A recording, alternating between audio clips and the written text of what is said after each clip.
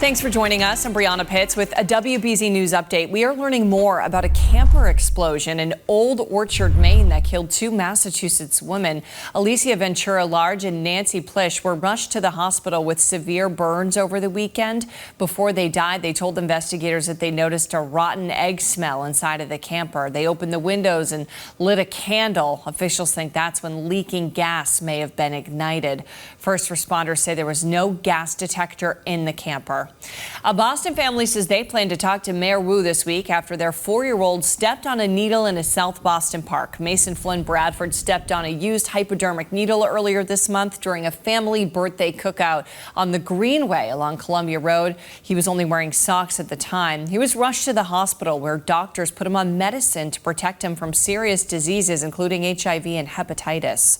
A Leominster man who tried to open an emergency exit mid-flight and stab a flight attendant with a broken spoon will be sentenced today. Francisco Severo Torres pleaded guilty in the 2023 incident during a flight from LA to Boston. If the judge accepts the sentence in the plea agreement, Torres will be sentenced to time served. He'd also be forced to get mental health treatment and be put on a no-fly list. All right, we'll get a check of the forecast now with meteorologist Jason Michael, and we are in that heat wave, Jason. Beautiful and sunny outside, but yes, day 2 of potential heat wave, our next heat wave arriving for us here as we close out the first half of the week. Tomorrow will solidify that next heat wave for us. Could be number 4. Already it feels like 85 degrees in our beautiful city of Boston right now. It feels like nearly 90 degrees south in D.C. in the nation's capital and nearly 90 down in Little Rock.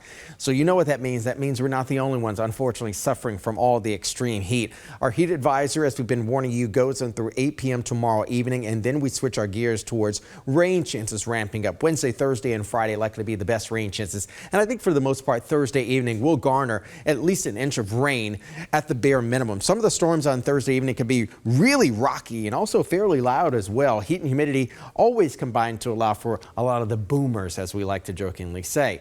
But again, nonetheless, we do have some impacts, so some potential impacts for flooding as well as damaging winds just at times.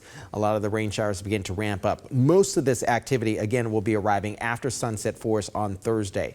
As for today, we have increasing air quality issues, all because of the Canadian wildfire smoke there surging south out of the state of Canada, the country of Canada, and eventually moving into the northeast corridor.